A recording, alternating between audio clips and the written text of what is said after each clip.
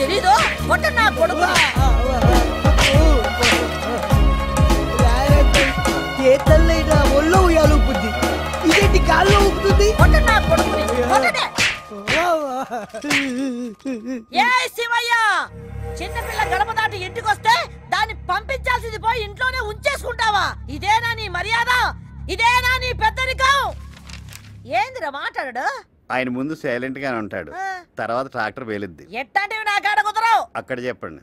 ఏ శివయ్య నీకేం చెప్తుండా? మర్యాదగా నా కోడలి పంపు. అమ్మా మహాలక్ష్మి. మావయ్య గారు పంపిస్తున్నారండి.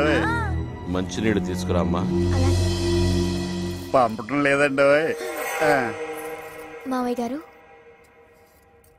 పిల్లను పంపించమంటే దాని చేత మర్యాదలు చేయించుకుంటున్నావా? సర్లే, దాన్ని ఎట్టా తీసుకెళ్లాలో నాకు బాగా తెలుసు. రే ఎల్లి దాన్ని ఎత్తుకొని రండ్రా. ఎల్లండ్రా. చందు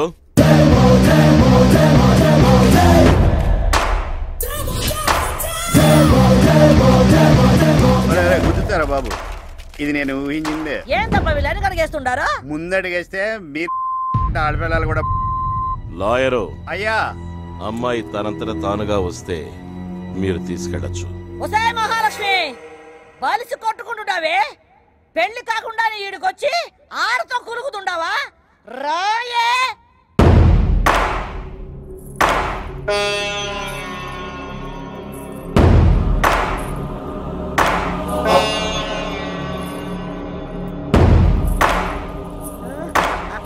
భయపడిందండి. మహాలక్ష్మి, నా కోసం నువ్వు రావద్దు బంగారు, రావద్దు. పిలవగానే వచ్చినావు, లేకపోతే కూబ గుయ్యమనేది.